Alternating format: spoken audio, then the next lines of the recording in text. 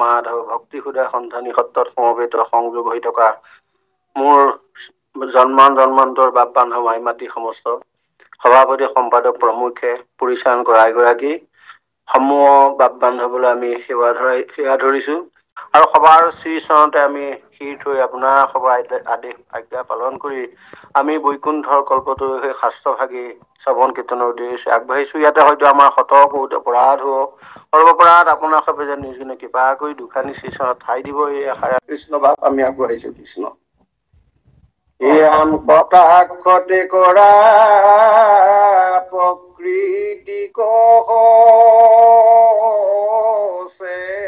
চেতন লীলা ৰূপে কৰা সৃষ্টি প্ৰলয় পালন ৰাম ব্ৰহ্মা ৰূপ ধৰি প্ৰস্ৰজা যত চৰাচৰ বিষ্ণু ৰূপে জগতকে পালানি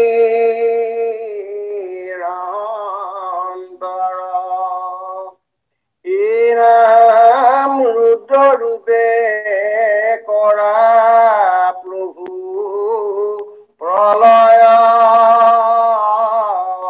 আপোনে তথাপি তোমাক নোচোৱাত গুণে কৰিলাও দিন মায়া নিজ গুণ বলে তুমি মাত্ৰ সঞ্চাৰন প্ৰপঞ্চ সকলে কৃষ্ণ কৃষ্ণ কৃষ্ণ কৃষ্ণ হয় কৃষ্ণ কৃষ্ণ জয় গুৰু শংকৰ কৃষ্ণ জয়তে আজি অনুষ্ঠানত প্ৰবিষ্ট সমস্ত জন বা চৰণলৈ আৰু আমাৰ সমস্ত জনা আই আমি আপোনাক সমস্তলৈকে আমাৰ সেৱা ভাগ আগবাঢ়িছো। কৃষ্ণ এতিয়া আমাৰ সকলোৰে কৃষ্ণ কৃষ্ণ আমি আপোনালোকৰ এই নিৰ্দেশ অনুসৰি আগবাঢ়িবলৈ ওলাইছো আৰু আমাৰ অজানিতে হোৱা অনেক দুখ অপৰাধ আপোনালোকে আমাক নিজৰে দাস বুলি ভাবি আপোনালোকে সকলো সময়তে সহযোগ কৃপা আৰু স্নেহ আগবঢ়াব এই আশা কৰিছো। আপোনালোকৰ চৰণলৈ পুনৰ সেৱা জনাইছো আৰু প্ৰভুৰ চৰণলৈ এজোপা গছাৰে সেৱা জনাব বিচাৰিছো। কৃষ্ণ অনাদি অনন্ত অচিন্ত্য ঈশ্বৰ তুমি হে নিত্য নিৰ্মল গোসায়ো কুমতি ভজহু কেৱলে তোমাৰ পদ কমল তোমাৰ পদ কমল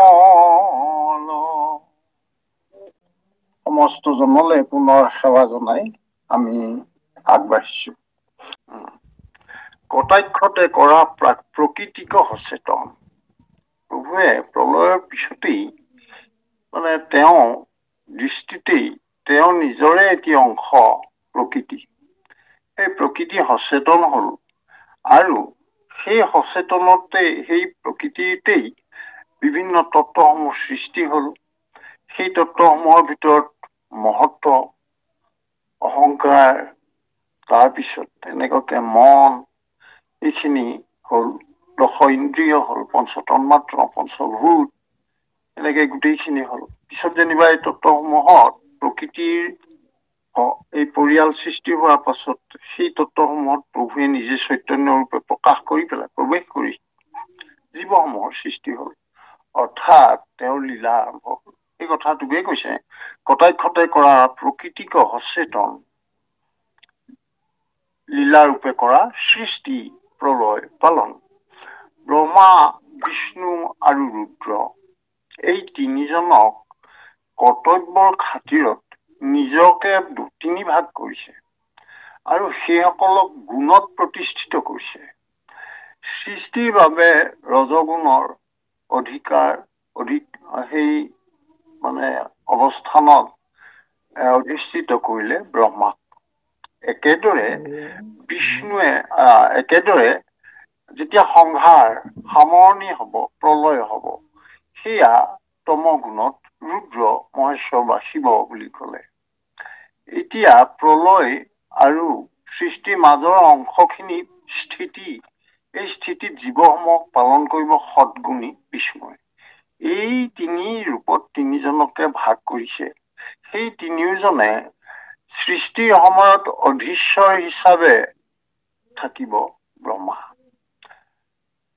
স্থিতিৰ সময়খিনিত অধীশ্বৰ হিচাপে থাকিব বিষ্ণু সদগুণত, আৰু প্ৰলয়ৰ অৰ্থাৎ সংহাৰৰ সময়ত ৰুদ্ৰৰূপে থাকিব তমগুণী অধীশ্বৰ শিৱ।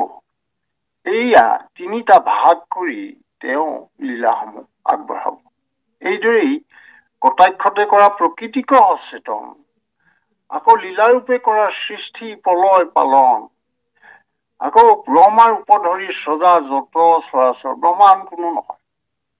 ৰজগুণত প্ৰভু ভগৱন্ত নিজে ব্ৰহ্মা, তেওঁ নিজৰে অংশ। আকৌ ৰুদ্ৰৰূপে কৰা প্ৰভু প্ৰলয় আপোনে, তথাপি তোমাক নুচুৱন্ত দুখগুণে। এয়া হৈছে প্ৰভুৰ ৰূপ। প্ৰভু যদিও তেওঁ গুণত অধিষ্ঠিত এইকেইজন তিনিজন সৃষ্টি, স্থিতি আৰু লয়ৰ বাবে প্ৰয়োজনীয় কৰ্তব্য পালনৰ বাবে এই তিনিজনক প্ৰয়োজন হল। সেইবুলি এই তিনিজন গুণত অধিষ্ঠিত হলেও প্ৰভু ভগৱন্ত নিজে কিন্তু সেই গুণৰ অতীত, অৰ্থাৎ তেওঁক গুণৰ একো দুখে চুব নোৱাৰে। তেওঁক কালে নোৱাৰে, গুণে নোৱাৰে, যমৰ প্ৰভাৱে একো কৰিব নোৱাৰে। সেইজন অনাদি অনন্ত অচ্যুত গোবিন্দ সেইজন। আৰু বিষ্ণুৰূপে জগতকে পালা নিৰন্তৰ এই মাজৰ অংশখিনি সৃষ্টি আৰু প্ৰলয়ৰ মাজৰ যিখিনি সময়, এইখিনিকে স্থিতি বুলি কৈছে। এই স্থিতি সময়খিনিত বিষ্ণুৱে সদগুণত থাকি সমস্তকে পালন কৰে। প্ৰভুৰে তিনিটা বেলেগ বেলেগ ৰূপ। এই তিনিওটা গুণত প্ৰতিষ্ঠিত ৰূপ হলেও প্ৰভু নিজে কিন্তু গুণৰ ঊৰ্ধ্বত। তেওঁক কোনো দুখ গুণে তেওঁক চুবগৈ নোৱাৰে। এইটো কথা কৰিলা অধীন মায়া নিজ গুণ বলে, তুমি মাত্ৰ সঞ্চাৰ আন প্ৰপঞ্চ সকলে। প্ৰপঞ্চ, এতিয়া যিখিনি মায়াৰ ৰচিত বা মায়া বুলি যদি কৈ দিয়া যায়, তেতিয়াহলে সেইখিনি অনিত্য, সেইখিনি এই সামাজিকৰ দৰে বা সপোনৰ দৰে। কিন্তু সত্য এটাহে, সেয়া হৈছে প্ৰভু নিজে। তেওঁ পৰম চৈতন্য, তেওঁৱেই অনাদি, তেওঁৱেই অনন্ত। তেওঁ আদিতেও আছে, মধ্যতো আছে, সকলোতে আছে, তেওঁ কেতিয়াও লয় নহয়। এইজন হৈছে তুমি মাত্ৰ সঞ্চা, সত্য, নিত্য, চিৰস্থায়ী, এইটো বুজাইছে সঞ্চা, সঁচা। আৰু বাকীখিনি প্ৰপঞ্চ, চকুৰ আগৰ যিমানবোৰ বিদ্যমান আমি দেখিছো, সকলোবিলাক কিন্তু মায়াৰ সৃষ্ট, সেইবিলাকক মায়া বুলি কব পাৰো। গতিকে এয়া আমাৰ পাৰ্থক্য ভগৱন্ত আৰু প্ৰপঞ্চৰ মাজত। আকৌ এইখিনিতে আমি প্ৰপঞ্চ শব্দটোৱে মায়া বা মায়াৰ বিস্তাৰ, এইটো বুজাইছে। কিন্তু হস্ৰ ই গাৰ এডাল দি দিলে, প্ৰপঞ্চী বুলি কলে মানে বিশদ ভাৱে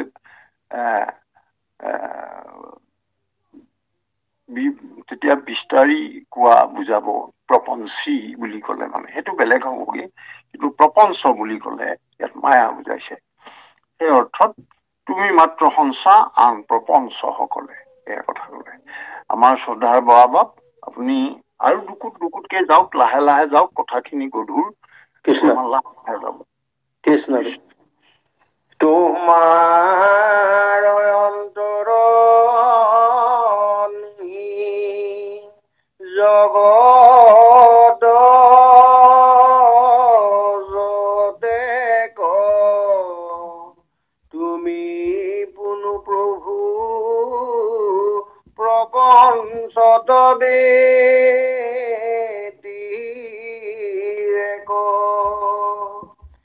যেন মাটি বিনে সৃষ্টি নাহিকে ঘটৰ ঘট ব্যতিৰেকে মাটি থাকে নিৰন্তৰ।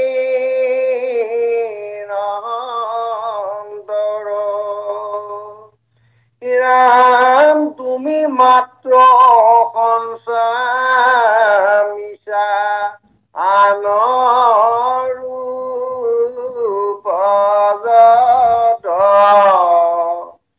যেন নানা লতা ছটা দেখিয়া প্ৰস্তুত উদা মাত্ৰ সঞ্চা পৰমাৰ্থ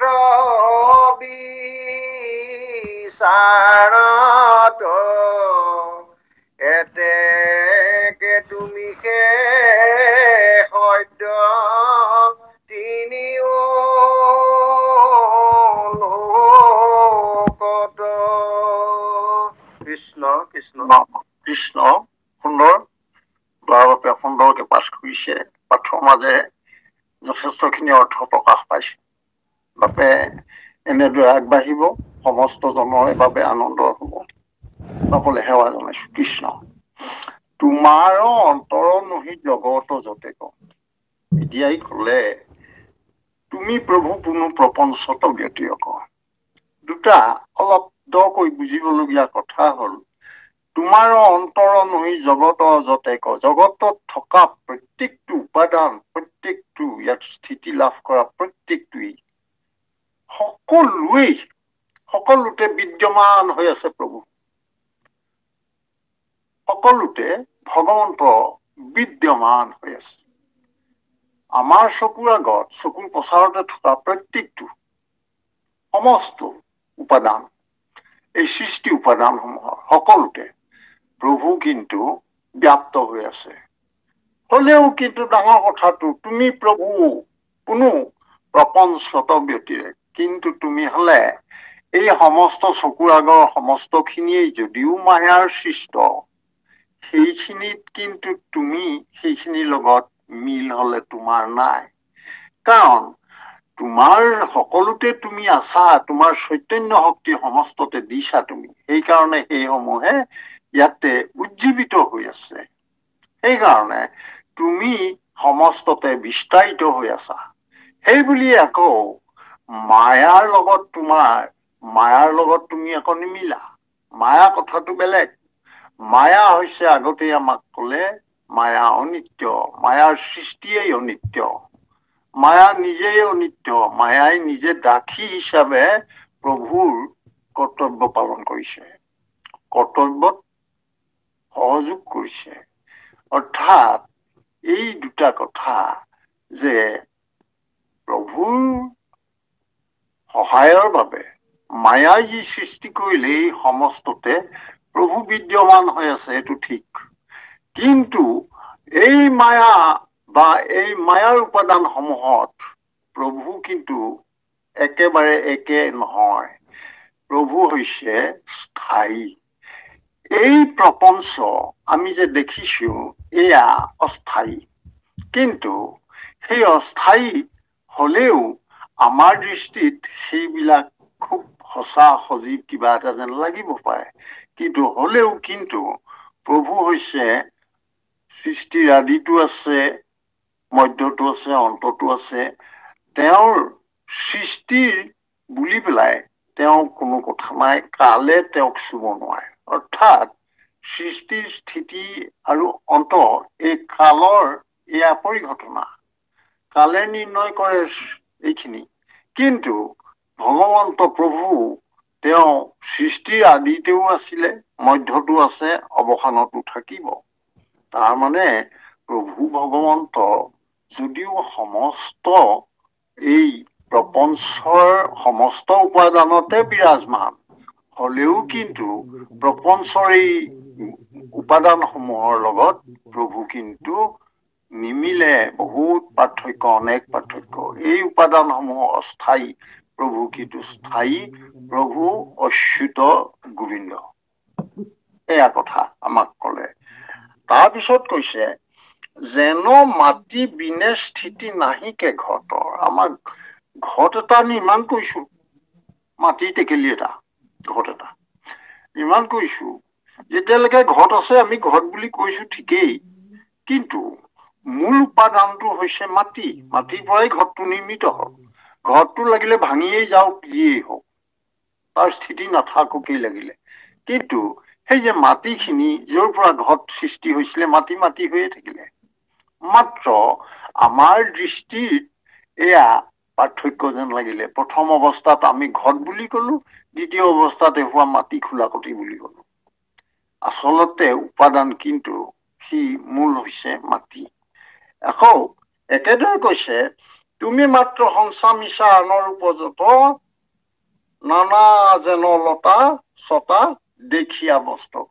এতিয়া আমাৰ এভাগ বস্ত্ৰ শিপিনী আইসকলে সুন্দৰকৈ বস্ত্ৰ তৈয়াৰ কৰিছে। বস্ত্ৰ তৈয়াৰ কৰোতে তাত ফুল বাচিছে, সূতাৰে একেবাৰে মোলায়মকে সুন্দৰ এক বস্ত্ৰ সৃষ্টি হল। এতিয়া বস্ত্ৰ ফাটি গৈ মেলি শেষ হোৱাৰ পাছতো কিন্তু তাত থকা যিমান বিলাক আঁচু ফুল সেইবিলাক নাইকিয়া হৈ, সেইবিলাকো বিলুপ্ত হৈ গল। কিন্তু এই সূতাৰ যি মূল উপাদান আছিলে, এই সূতা, সেয়া কিন্তু থাকিব। অৰ্থাৎ যেনেকৈ মাটিয়ে কলহটো কৰিলে, কলহটো যেতিয়া নাইকিয়া হৈ ভাঙি চিঙি গল, তথাপিও মাটি মাটি হৈয়ে থাকিলে। ঠিক একেদৰে এই বিভিন্ন ফুল, লতা, বুটা বচা, এই গোটেইবিলাক কৰাৰ পাছত যেতিয়া বস্ত্ৰ ফাটি চিটি শেষ হৈ গল, তথাপি কিন্তু মূল উপাদান সূতা একেই থাকিব, সেই সূতা সূতা হৈয়ে থাকিলে। অৰ্থাৎ আমাৰ দৃষ্টিত প্ৰথম ভাগতে আমি ঘট বা টেকেলি বুলি কলো, তেতিয়া আমি মাটিৰ কথাটো পাহৰি থাকিলো। একেদৰে এইটোৱেই হৈছে মায়াৰ বিচিত্ৰ সজ্জা। মায়াই তেনেকে সৃষ্টি কৰে, দৃষ্টিত আমাক ভুল লগাই, চিন্তাত আমাক ভুল লগায়। একেদৰে বস্ত্ৰৰ ক্ষেত্ৰতো সি সুন্দৰকে ফুলাম বস্ত্ৰ তৈয়াৰ হল, কিন্তু আচল বস্তুটো যে সূতা, সেই কথাটো হলে আমাৰ মনলৈ নাহিলে। অৰ্থাৎ একেটাই কথা, সমস্ত এই চকুৰ আগৰ সমস্ত যি সৃষ্টিৰ প্ৰতিটো উপাদান আমি সকলোকে প্ৰভু ভগৱন্ত বিদ্যমান, এই কথাটো হয়, কিন্তু হলেও তাত মূল যি উপজীব্য মূল উপাদান, সেয়া হৈছে প্ৰভু ভগৱন্তৰ চৈতন্য শক্তি। অৰ্থাৎ এয়া প্ৰভুৰ কৃপা অবিহনে এয়া সম্ভৱ নহয়। অৰ্থাৎ কাৰিকৰ হিচাপে ঘৰটো সৃষ্টি কৰা হল মাটিৰ পৰা, ঠিক একেদৰে মায়ায়ো সেই তেনেকুৱাকে সৃষ্টি কৰিলে সংসাৰখন। হলেও সেই শক্তিটো আকৌ প্ৰভুৰ শক্তিহে। এইখিনি কথাকে আমাক বিভিন্ন উপাদান, বিভিন্ন উপমাৰে আমাক বুজাবলৈ যত্ন কৰিছে। যেন মাটি বিনে স্থিতি নাহিকে ঘটৰ, ঘট ব্যতিৰেকে মাটি থাকে নিয়ন্তৰ, তুমি মাত্ৰ সংসা মিছা আনৰ উপজত, যেন নানা লতা ছটা দেখিয়া বস্ত্ৰত। বিভিন্ন ফুল বুটা বচা এইবিলাক কৰিলে, আঁচু সূতা লগালে, কিন্তু মূল বস্তুটো যে সূতা, এই কথাটো সূতা মাত্ৰ সংসা পৰমাৰ্থ বিচাৰ। পৰমাৰ্থৰ কথা যদি পতা যায়, ঈশ্বৰ আৰু প্ৰপঞ্চৰ কথা যদি পতা যায়, আমি যেতিয়া পৰমাৰ্থৰ কথা পাতিম, তেতিয়া ঈশ্বৰ আৰু সেই মায়াৰ কথা যদি ওলাই তাত, তেতিয়াহলে ঈশ্বৰ সঁচা, পোতা বা মাটিখিনি সঁচা, কিন্তু এই টেকেলি বা ঘট বা এই লতা চতা থকা সুন্দৰ মোলায়ম বস্ত্ৰ সেই ভাগ হৈছে মায়াৰ সৃষ্ট এক ৰূপ। সেইখিনি কিন্তু সঁচা নহয়, সঁচা হৈছে সূতাখিনি। এই কথাটো আমাক কৈছে। সূতা মাত্ৰ সঁচা সঁচা পৰমাৰ্থ বিচাৰত।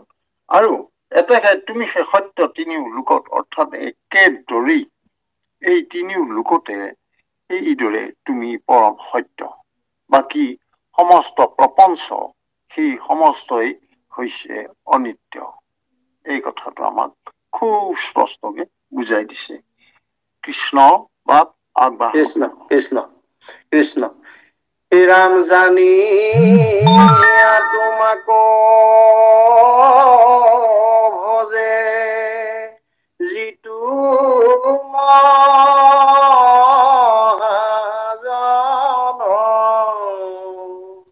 তজু গুণ নাম কৰে শ্ৰৱণ কীৰ্তন, প্ৰেম নাম আনন্দ সাগৰ মাজে মাজে, মুকুতি পদকো প্ৰভু তোমাক খোজে। এৰাম চাৰিও বেদৰ তত্ত্ব তজুগুণ নাম, যিজনে সুমৰে আকৌ তেজীয়ান কাম, কায় বাক্য মনে লয়ে শৰণ তোমাত, কিসে অপ্ৰয়াসে নাই সংসাৰৰ হাত। এয়া নাৰদে প্ৰভুক স্তুতি কৰি গৈ আছে। এইবাৰ স্তুতিৰ মাজত আকৌ কৈছে বোলে, জানিয়া তোমাকো ভজে যিটো মহাজন। এই যে কথাটো, তুমি যে চিৰন্তন সত্য, তুমি নিত্য, বাকীবিলাক অনিত্য, বাকীবিলাক সঁচা নহয়, এই কথাটো যিজনে বুজি পাইছে সেইজনে সদায় তোমাৰ গুণ নাম শ্ৰৱণ কৰি তোমাৰ যশ গুণ কীৰ্তি আলোচনা কৰে। ভকতে আনন্দৰ মাজত থাকি এইদৰে তেওঁ তজু গুণ নাম কৰে শ্ৰৱণ কীৰ্তন, প্ৰেম নাম আনন্দ সাগৰৰ মাজে মাজে। এই যে আনন্দ সাগৰ, প্ৰভুৰ যশ গুণৰ মাজত আনন্দ সাগৰ ব্যাপ্ত হৈ আছে, সিক্ত হৈ আছে। প্ৰভুৰ গুণ নামৰ মাজতেই প্ৰেম আনন্দ। অৰ্থাৎ যিজন মহাজন তেওঁ জানে যে এইজন আমাৰ নিত্য, এইজন চিৰস্থায়ী, এইজন প্ৰভু, তেওঁই চিৰ চৈতন্য। গতিকে সেইজনৰে গুণ নাম শ্ৰৱণ কীৰ্তন কৰি মহাজনসকলে আনন্দ লাভ কৰে। এই বুলি কৈছে, মুকুতি পদক প্ৰভু তোমাকো নোখোজে। এইসকল মহাজনে তেওঁলোকেও জানে যে খুজিলে তুমি দি দিবা মুকুতি, কিন্তু তোমাক নোখোজে এইটো বস্তু, প্ৰভুক নোখোজে এইটো। কাৰণ ভকতে সেইটো বিচৰা নাই। ভকতে বিচাৰিছে যে তেওঁৰ গুণ নাম লৈ পৰম আনন্দৰ মাজত মজি থাকিব। তেওঁ বৈকুণ্ঠলৈ যাব, যেনিবা গৈনো কি কৰিব। অৰ্থাৎ ভকতৰ এটাই চিন্তা, সকলো সময়তে তেওঁ গুণ নাম গাই পেলাই হৃদয়ৰ আনন্দকণ পাই থাকিব লাগে। এই আনন্দৰ তুলনা কিন্তু ক'তো নহয়। সেই আনন্দ নিৰ্মল বিমল আনন্দ, তাৰ মাজত পোৱা যি সুখ, সেয়া আত্যন্তিক সুখ। এয়া আত্যন্তিক সুখ। ইয়াতকৈ দ্বিতীয় এটা সুখৰ ইয়াতকে মহানতা, ইয়াতকে আৰু পৰম বিমল আনন্দ বেলেগত ক'তো থাকিব নোৱাৰে। সেই কথাটো মহাজনসকলে জানে। গতিকে প্ৰভুকো নোখোজে বোলে মুক্তি লাগে প্ৰভু মোক, নকয়। প্ৰভু নোখোজে, খুজিলে দি দিব, কিন্তু নোখোজে। কাৰণ এটা আছে, ভকতেও জানে সম্পৰ্কটো ভগৱন্তৰ লগত থাকিব, তেওঁৰ গুণ নাম গাই থাকিব, আনন্দ কৰি থাকিব, সেইটোৱে তেওঁৰ উদ্দেশ্য। কায় বাক্য মনে লয় শৰণ তোমাৰ, এইখিনি কৰিবলৈ হলে মানে তোমাৰ তাত কায় বাক্য মনেৰে তিনিটা বস্তু। তাই দেহে মোৰ সমস্ত অংগই ঈশ্বৰলৈ হাত দুখনে প্ৰণিপাত জনাব, প্ৰণাম জনাব। মোৰ চকু দুটাই প্ৰভুৰ দিব্য ৰূপহে দৰ্শন কৰিব। মোৰ যি পদযুগল সেয়া প্ৰভুৰ কথা য'ত আলোচনা হৈছে তালৈ যাব। মনে প্ৰভুৰ চৰণ তুলসীৰ সেই ৰূপটো চাই থাকিব। চৰণ তুলসীত তেওঁ বিচাৰে যে ভগৱন্তৰ চৰণত ভকতজনে এটা পিঞ্জৰা বিচাৰিছে ভকতে। সেই পিঞ্জৰাটো লাগে, পিঞ্জৰাটোত তাৰমানে নিজে সোমাই লৈ লাগিলে তলা মাৰি দিব, কলৈকো নাযায় আৰু তেওঁ। প্ৰভুৰ চৰণত তেনেদৰে থাকিব।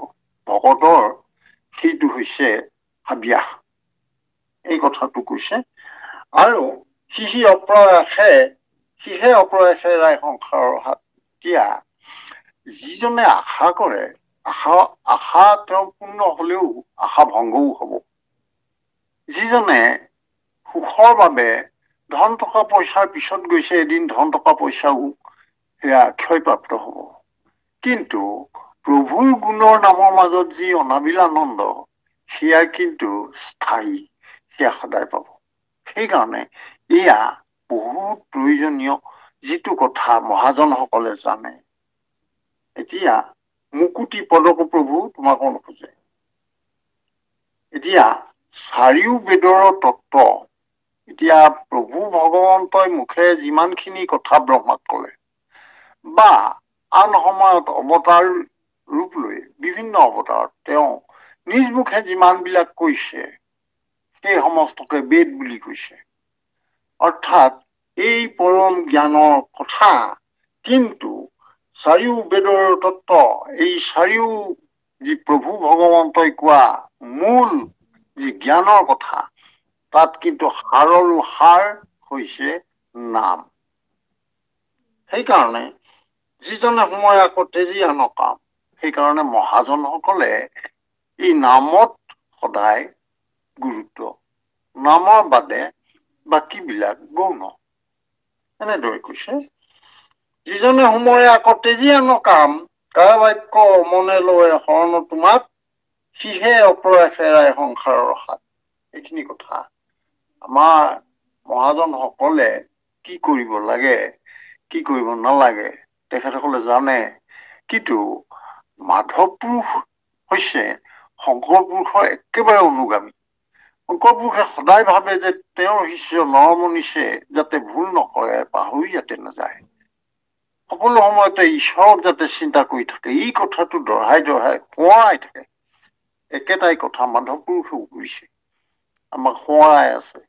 মহাজনসকলে জানে যে প্ৰভুৰ চৰণৰ বাদে বেলেগত আনন্দ আৰু সুখ নাই, সংসাৰ তৰিবলৈ সেয়াই উত্তম।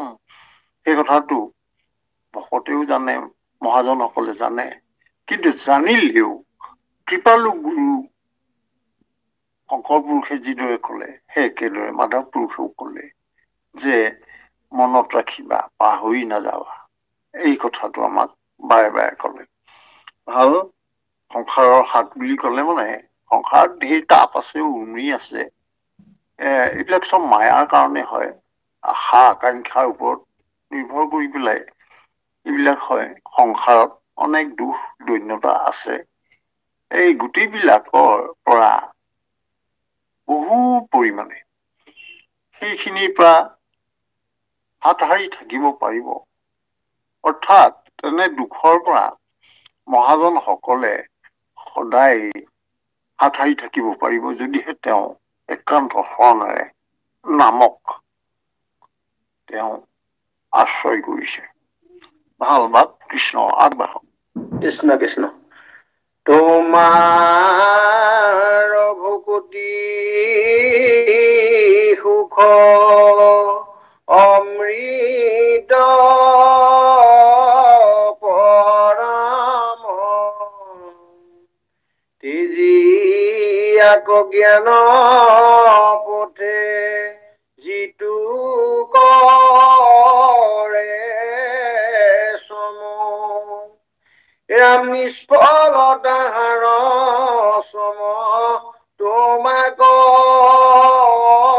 নজানে চাউল আশা কৰি যেন পতান বাহানে যিটো জন ভৈল প্ৰভু তোমাৰ বিমুখ কদাচিতো সিটো নেৰাই সংসাৰৰ দুখ এৰাম ৰাত্ৰি দিনে সকাম কৰ্ম কমাত্ৰ কৰে স্বৰ্গ নৰকত আয়া জাত কৰি মৰে। কৃষ্ণ কৃষ্ণ। নাৰদে এয়া প্ৰভুক স্তুতি কৰি আছে। আকৌ কৈছে তোমাৰ ভকতি সুখ অমৃত পৰম। এতিয়া আমাৰ যদিহে অমৃত হয় তেতিয়াহ'লে সেয়া যদি পান কৰে তেওঁ মৃত্যুঞ্জয় হ'ব। মানে পুনৰ তেওঁ এই সংসাৰ দুখ তাপ এই কষ্টৰ পৰা তেওঁ মুক্ত হ'ব। এই কাৰণেই মুক্ত হ'ব যে তেওঁ প্ৰভুৰ সান্নিধ্য পাব। ওলোটাকে যদি কয় যিজনে প্ৰভু ভগৱন্তৰ ভকতিৰ পৰা বিমুখ হৈ আঁতৰি আছে তেওঁ মৃত্যুঞ্জয়ীটো নহয়, তেওঁ আত্মঘাতী হ'ল। ওলোটা আত্মঘাতী হ'ল। অৰ্থাৎ আমাক সেইকাৰণে কৈছে মনুষ্য জীৱনত যদি প্ৰভুৰ নাম গুণ যশ কীৰ্তন নকৰে, হৃদয়ত তেওঁক একান্ত ৰূপে একান্ত শৰণেৰে কায় বাক্য মনেৰে তেওঁক আশ্ৰয় নকৰে তেতিয়াহ'লে জানিব লাগিব তেওঁ আত্মঘাতী হ'ল। সেই কথাটো কোৱা আছে। সেইকাৰণে তাৰ বিপৰীত কথাটো হৈছে যদি প্ৰভুৰ নাম গুণ শ্ৰৱণ কীৰ্তন কৰিছে তেতিয়াহ'লে তেওঁ অমৃত পান কৰিলে। বিপৰীতমুখী। অৰ্থাৎ আমাক এয়া বাৰে বাৰে আমালে কথাখিনি আগবঢ়াই আছে। ভগৱন্তৰ মহিমাৰ কথা, নামৰ মহিমাৰ কথা, এই কথাখিনি কবলৈ যাওঁতে নাৰদে যিখিনি বৰ্ণনা কৰিছে সেই বৰ্ণনাৰ মাজত মনুষ্যৰ প্ৰতি একান্ত উপদেশ পৰামৰ্শখিনিয়ে কিন্তু পূৰ্ণ হৈ আছে। আৰু যিখিনি কথা মাধৱ পুৰুষে আমালৈ আগবঢ়াইছে। এতিয়া তেজি আকৌ জ্ঞানৰ পথে যিটো কৰে শ্ৰম। এতিয়া জ্ঞান পথ কৰ্ম পথ এইবিলাক হৈছে ভকতিৰ বেলেগ বেলেগ ভকতি পথ নহয়। মুঠতে তিনিটা বিশেষ পথ। তাৰ ভিতৰত ভকতি পথটো উত্তম বুলি ইতিমধ্যে কলেই। জ্ঞান পথ ইয়াত কেৱল এয়া তপস্যা তপ কৰিবলৈ হলে ধ্যান কৰিব লাগিব। তাৰ মাজেৰে গৈ গৈ তেওঁ এটা অৱস্থাত পূৰ্ণতা পাবৰ কাৰণে সমাধিলৈ যাব লাগিব। সমাধিত গৈ একান্ত ৰূপে ঈশ্বৰক পাব পাৰিব। কিন্তু কলিৰ মনুষ্যৰ কাৰণে এয়া বৰ কঠিন কাম। 1 মিনিট সময় প্ৰভুক চিন্তা কৰি ৰৈ থকাটো টান। 1 মিনিট সময় কলিকালৰ মানুহে নোৱাৰে। 1 মিনিট অৰ্থাৎ কায় বাক্য মনেৰে কেতিয়াও প্ৰভুক 1 মিনিট সময়তকে বেছি সময় আজিৰ মানুহে পঢ়াটো বৰ টান। এইটো কলি যুগৰ মনুষ্য। তেওঁৰ মাজত ভিতৰত এটা এয়া অনেক চিন্তা চৰ্চা কৰে, অনেক কৰিম বুলি ভাবে। এই মন নামৰ এটা বিশেষ তত্ত্ব আছে। এই মনে কলৈ নি থাকে, কি কৰে মুহূৰ্তে মুহূৰ্তে ঠিক নাই। সেইকাৰণে এই জ্ঞান পন্থৰ জৰিয়তে আমাৰ শকতে বা মনুষ্যই সহজে প্ৰভুক পাব নোৱাৰে। সেইকাৰণে কৈছে, নিষ্ফল তাহাৰ শ্ৰম তোমাকো নাজানে। তোমাৰ স্বৰূপটো নাজানে, মানে ভগৱন্তক পাবলৈ উত্তম উপায়টো হৈছে ভগৱন্তৰ গুণ নাম শ্ৰৱণ কীৰ্তন কৰা, একান্ত ধৰণেৰে ব্যভিচাৰ শূন্যভাৱে। এই কথাটো নজনাৰ কাৰণে যাৰ যেনেকুৱা মন সেই অনুসৰি কোনোবাই কলে এইবিলাক কৰিব লাগে, এইটো এনেকে কৰিব লাগে, সেই অনুসৰি তেওঁ তপস্যালৈ গল, পূজা পাতলে গল, সেইটো কৰ্মযুগত পূজা পাতল এইবিলাক কৰে। এই গোটেইবোৰ কৰাৰ কিন্তু ইয়াতে এটা আমাক সিদ্ধান্ত দিছে। সিদ্ধান্তটো হৈছে যে নিষ্ফল তাহাৰ শ্ৰম তোমাকো নজানে, তোমাক একোৱেই জনা নাই সেইসকলে। আৰু চাউলো আশা কৰি জানো পতা বাহানে মানে ধান খুন্দে, বানে, ঢেঁকীত বানে, বাহানে। অৰ্থাৎ পতান এসোপা যদি ঢেঁকীত বানে তেতিয়াহলে কেতিয়াবা জানো চাউল পাব? এই জ্ঞানপন্থীসকলে এই ঢেঁকীত পতান এসোপা বনাৰ দৰে হয়, চাউল কেতিয়াও নাপায়, এই কথাটো কৈছে। অৰ্থাৎ যিটো জন ভৈল প্ৰভু তোমাৰ বিমুখ, কদাচিতো সিটো নেৰাই সংসাৰৰ দুখ। এতিয়া সকাম কৰ্ম জৰিয়তে মনুষ্যৰ আশা বাঢ়ি গৈ থাকে, হেঁপাহটো বাঢ়ি গৈ থাকে, এইটো স্পৃহা বাঢ়ি গৈ থাকে। সমস্ত দিনক দিনে আজি এটা পালে, সাধাৰণ অৰ্থত আজি মই খোজকাঢ়িয়ে ঘূৰি ফুৰিব লগা হ'ল, গতিকে চাইকেল এখন লাগে। চাইকেলখন হ'ল, এতিয়া বাইক এখন হলে আৰু ভাল, বাইকখন পালে, গাড়ী এখন হলেতো ভালেই আছিলে বৰষুণত। আকৌ যেতিয়া গাড়ীখন পালে তেতিয়া তেওঁ ভাবিলে যে তেওঁ এইখন গাড়ীও ভাল নহয়, অলপ বিলাসী ভাল গাড়ী লাগে। তেওঁ নিজে নচলাই বা ড্ৰাইভাৰ লাগে, মানে তেওঁৰ অন্ত নাই। অৰ্থাৎ আৰু এটাই কথা, যিমান বিলাক বৈষয়িক সুখৰ উপাদান সেইবিলাকে যিদৰে খন্তেকীয়া সুখ দিয়ে, সেইবিলাকে তেনেকুৱাকে আকৌ দুখ দিয়ে। অৰ্থাৎ ইয়াতে হেঁপাহ, আসক্তি আৰু স্পৃহা, পিপাসা এইবিলাকৰ অন্ত নাইকিয়া অৱস্থা কামৰ এয়া আসক্তিৰ মাজত। অৰ্থাৎ সকাম কৰ্ম যিসকলে কৰে সেইসকলে মোক আমুকটো লাগে তুমি দিবা, মোক আমুকটো লাগে তুমি দিবা, মোক এইটো দিবা, তোমাক এইখিনি মই তোমাক সেৱা কৰিছো, এইটো সকাম কৰ্ম। সকাম কৰ্মীজনে তেওঁ সদায় এটা প্ৰভুক নিজৰ পৰা বেলেগকে ৰাখে, বৰ ডাঙৰ কথাটো সেইটো। প্ৰভুক অন্য এটা পক্ষ বুলি ভাবি লয়। সকাম কৰ্মীজনে ভাবি লয় যে তেওঁ দিলেহে পাম মই, আৰু তেওঁ নিদিলেতো মই নেপাওঁৱেই, এইটো কথাই নাই, আৰু তেওঁ দিয়ে নাই ঠিকো নাই, সেইটো কথা। এটা সাধাৰণ উদাহৰণ, এজনে লটাৰীত কিবা টিকেট ললে, টিকেট এটা লৈ পেলাই 1,00,000 টকা মানে টিকেটটো লৈ পেলাই প্ৰভুক কৈছে মন্দিৰত, বোলে তুমি যদি 1,00,000 টকাৰ টিকেটটোত মোক প্ৰাইজটো পাই যাওঁ, তুমি 50,000 ৰাখি দিবা তোমাৰ নামত, আৰু মই তোমাক দিম, আৰু 50,000 মই ল'ম। পিছত সঁচাকে ৰিজাল্টত ফাৰ্ষ্ট প্ৰাইজ নাহিলে, ছেকেণ্ড প্ৰাইজ আহিলে, 50,000 পালে। তেতিয়া এই সকামীজনে কি বুলি কৈছে যে প্ৰভু তুমি মানে মোক বিশ্বাস নকৰিলা, গতিকে ফাৰ্ষ্ট প্ৰাইজৰ যিটো 50,000 সেইটো আগতীয়াকে কাটি থলা তুমি। তাৰমানে বিষয়ীজনে প্ৰভুক দ্বিতীয় পক্ষ বুলি ভাবে। প্ৰভু যে আমাৰেই পিতা, প্ৰভু যে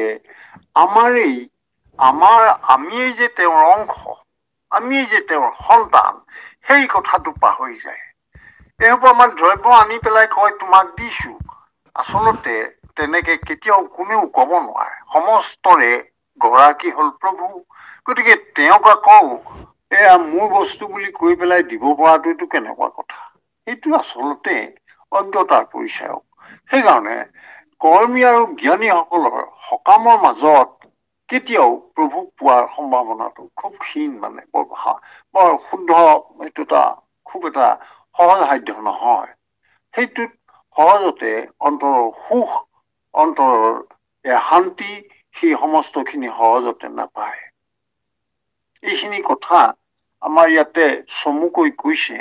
আমি ভাগৱতৰ বিভিন্ন অধ্যায়ত আমি পাওঁ কৰ্মীজনৰ অৱস্থাটো কেনেকুৱা হৈছে, জ্ঞানীজনৰ অৱস্থাটো কেনেকুৱা হৈছে, বহুত ঠাইত পাইছো। তাতে অনেক বিঘিনি আছে।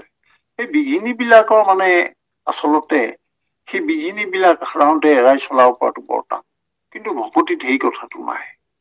এতিয়া আমাৰ এই ভকতিৰ কথাটো আমি প্ৰভুৰ চিৰদিন প্ৰভুৰ সান্নিধ্য পোৱাটো, চিৰদিন প্ৰভুৰ আৰু প্ৰভুৰ গুণ নাম কীৰ্তন কৰি পেলাই যি আনন্দ, সেইটো কোনো নিস্বৰ্ত, তাত কোনো চৰ্ত নাই।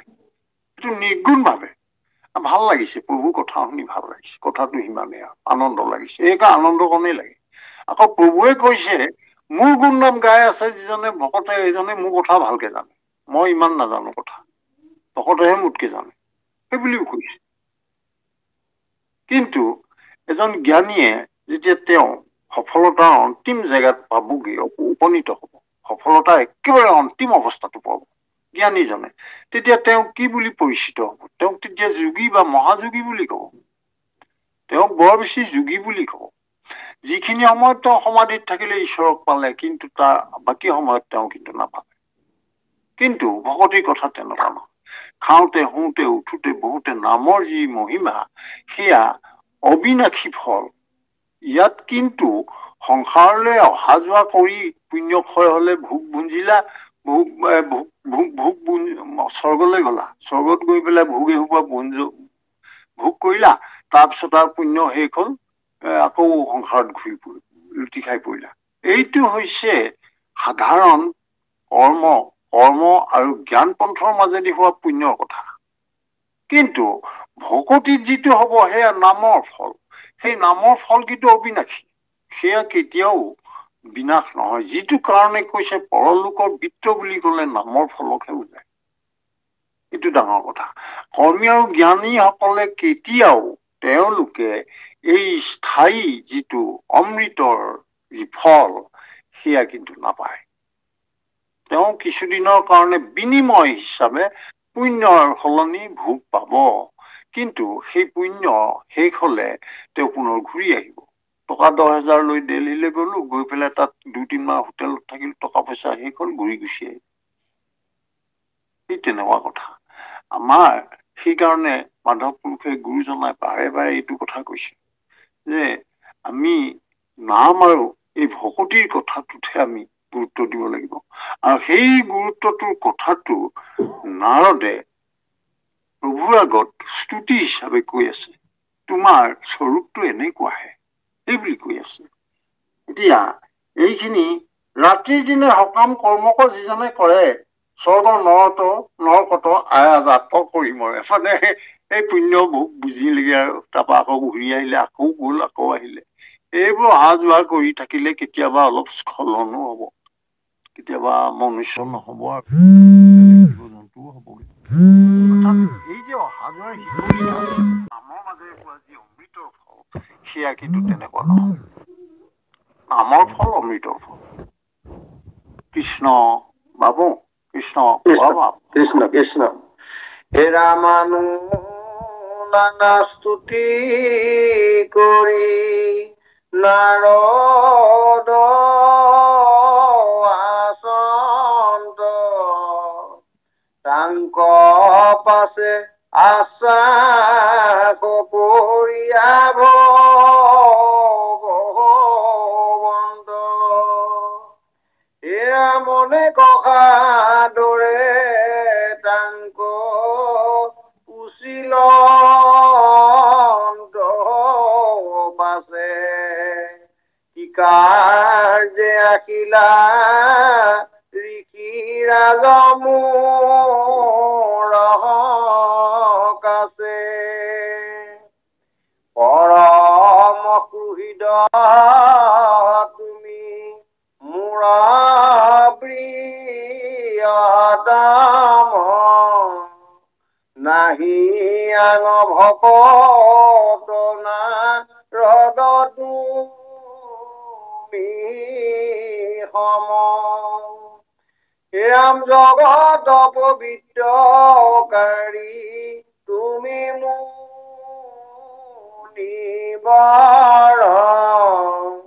কিবা কাৰ্য সাধু মুত কহিও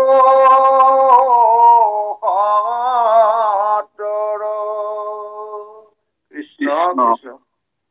এইবাৰ প্ৰভুৱে নাৰদে ইমানখিনি স্তুতি কৰাৰ পিছত প্ৰভুৱে মোক কৈছে, আনো নানা স্তুতি কৰি নাৰদ আচলত আৰু অনেক স্তুতি কৰিলে। নাৰদে অনেক স্তুতি কৰি প্ৰভুৰ মানে প্ৰণিপাত কৰি আছে। তাংকৰ পাছে আশ্বাস কৰিয়া ভগৱন্ত, এতিয়া ভগৱন্তই লাহেকে আশ্বাস দিছে, মাত দিছে লাহেকে, যে অনেক সাদৰে তাংক পুচিলন্ত পাছে কি কাৰ্য আখিলা ঋষিৰাজ মোৰ কাছে। এইবাৰ ভগৱন্তই মাত লগাইছে, বোলে এই অনেক সাদৰে তাংক পুচিলন্ত পাছে। একেবাৰে আদৰ কৰি সুধিছে, কাৰণ প্ৰভুৱে এই ভকত অহা দেখি বৰ আনন্দ পাইছে, খুব ফূৰ্তি পাইছে। প্ৰভুৱে খুব আনন্দ পাইছে, সেইকাৰণে একেবাৰে আদৰ কৰি সুধিছে, এই বোলে তুমি কিয় আহিলা, কি কাৰ্যে আহিলা ঋষিৰাজ মূৰক আছে, কোৱাচোন কোৱা ঋষিৰাজ নাৰদ, তুমি কি কাৰণে আহিলা মোৰ ওচৰত। বান্ধৱৰ কথা, বান্ধৱৰ লগত বান্ধৱে কথা পাতিছে। পৰম হৃদ তুমি মোৰ প্ৰিয়তম, নাহি আন ভকত নাৰদ তুমি হম। নাৰদৰ ভগৱন্তই খুব ভাল পায়। ভাল পোৱাৰ কাৰণ হৈছে ভগৱন্তৰ লীলা যিমান বিলাক, সেই লীলাবিলাক বিস্তাৰ হোৱাত, বিয়পি পৰাত নাৰদৰ ভূমিকা মানে একেবাৰে প্ৰচণ্ড। নাৰদে যিমান ভূমিকা পালন কৰি প্ৰভুৰ গুণ নাম সমস্ততে ব্যাপ্ত কৰিছে নাৰদৰ কাৰণে, সেই নাৰদে প্ৰভুৰ গুণ নাম, তেওঁৰ লীলা, সেইখিনি সম্প্ৰসাৰণ কৰিছে। গতিকে প্ৰভুৱে তেওঁৰ সৃষ্টি কৰি তেওঁৰ লীলাৰ মাজত কিখিনি সোমাই আছে, সেইখিনিত সহযোগ কৰিছে নাৰদে। গতিকে নাৰদৰ সমান উত্তম বান্ধৱ আৰু কোন হ'ব। প্ৰভুৱে সেইকাৰণে কৈছে, নাহি আন ভকত নাৰদ তুমি হম। এই কথা কলে। জগত পবিত্ৰকাৰী তুমি মুনিবৰ, কাৰণ তুমি সমস্ততে যলৈকে যোৱা তাতে মোৰ কথা কোৱা, আৰু লগতে মোৰ যি লীলা, সেই লীলা পৰিব্যাপ্ত কৰাত তুমি সহায় কৰা। তাৰমানে সকলো ঠাইতে তুমি যলৈ যোৱা তাকে পবিত্ৰ কৰিছা, কাৰণ মোৰ নামেৰে পবিত্ৰ কৰিছে। কিবা কাৰ্য সাধু মুঠ কহিও সত্ৰ, আটাইতকে ডাঙৰ কথা খাৰ এতিয়া কলে। এতিয়া কৃষ্ণ প্ৰভুৱে নাৰদক কৈছে, বান্ধৱ কোৱা এতিয়া মই তোমাৰ কাৰণে কি কৰিব পাৰো। এয়া প্ৰভু আৰু বান্ধৱ ভকতৰ মাজৰ আলোচনা। কিবা কাৰ্য সাধু মুঠ কহিও সত্ৰৰে, মোক সোনকালে কোৱা নাৰদ, মই তোমাৰ কি কাম কৰি দিব লাগে। প্ৰভুৱে জানে যে নাৰদে এতিয়া নাৰদক সুধিছে, এইটো কি ডাঙৰ কথাটো, যে তুমি মোক আদেশ কৰা, কোৱা, মই তোমাৰ কাম কৰি দিম সত্ৰৰে, সোনকালে কোৱা কি কৰিব লাগে, মই আদেশ কৰা। অৰ্থাৎ ইয়াৰ মাজত দুজন বান্ধৱৰ মাজৰ যি প্ৰেম ভাৱ, সেয়া বিনিময় হৈছে। আৰু সেই দুজন সাধাৰণ নহয়, এজন ভগৱন্ত, আনজন ভকত। যিটো ভকত আৰু ভগৱন্তৰ যিটো ৰূপ স্বৰূপ, সেই যে যুগসূত্ৰ, সেই যে সম্বন্ধ, এই যে এনাজৰীডাল, এয়া প্ৰভুৰ গুণ লীলা শ্ৰৱণ কীৰ্তনৰ মাজতে সোমাই আছে। আমি সেয়া অনুভৱ কৰিব লাগে। অৰ্থাৎ প্ৰভুৰ গুণ নাম শ্ৰৱণ কীৰ্তনৰ লগতে আমি সেইখিনিকে প্ৰসাৰ কৰাত আমি প্ৰভুৰ এই লীলাৰ মাজত নিজকে বিলাই দিব লাগে।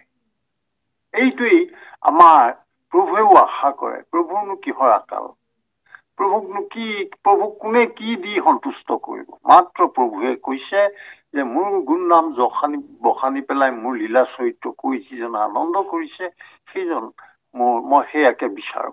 আৰু কোনোবাই যদি এইখিনি কথা পাতিছে যদি ভকতসকলে পাতিছে, বান্ধৱসকলে পাতিছে, তেতিয়াহ'লে মই তেওঁ পিছফালে গৈ পেলাই থাকিমগে, মই শুনি থাকিম। কাৰণ ভগৱন্তই কৈছে মোৰ গুণ যিজনে বৰ্ণনা কৰিছে, মই সেই গুণ শুনিলে মইহে বৰ লোভীয়া, গুণলুব্ধ। অৰ্থাৎ মোৰ গুণ যিজনে বখানে, মোৰ গুণ গৰিমা যিজনে গাইছে, এই কথাবোৰ গুণ গৰিমাবোৰ যে মোৰ হৈ গাই আছে, সেইবিলাক কথা মোৰ মানে খুব কাণত অমৃত যেন লাগে। ভগৱন্তই কৈছে। সেইকাৰণে জগতৰ পবিত্ৰকাৰী তুমি মুনিব, তুমিয়ে গোটেইবোৰ চাৰিওফালে বিয়পাই ফুৰা নাৰদ, যে কোৱা তোমাৰ হৈ মই কি কাম কৰিব লাগে। এয়া হৈছে বান্ধৱ, দুজন বান্ধৱৰ মাজৰ আলোচনা। দুজন বান্ধৱে, প্ৰভুৱে কৈছে তেনেকৈ, মই কি কৰিব লাগে কোৱা। কৃষ্ণ শ্ৰদ্ধাৰ অনন্ত বৰা বাপজনা, আমি আপোনালৈ সেৱা জনাইছো। আপুনি সুন্দৰভাৱে পাঠ কৰিছে, ভকতৰ আনন্দ নিশ্চয়। আপুনি সেয়া এতিয়া হলেও আমাৰ সময়ত ঠাইতি আছে, সেইকাৰণে আমি আমাৰ এই কথা অনুসৰি আমি আজিলে ইমানতে সামৰিব বিচাৰিছো। আৰু আপুনি নিয়ম, যিটো নিয়ম অনুসৰি ভাগৱত পাঠৰ কৰক। কৃষ্ণ জয় ৰাম, জয় নাৰায়ণ, জয় কৃষ্ণ, জয় জগদ্গুৰু শ্ৰীমন্ত শংকৰ। হৰি ৰাম, অপৰাধ বিনাশন, তোজো নাম নাৰায়ণ, জানি নামে পুহিলো শৰণে, আন গতি নাইকে মৰণে,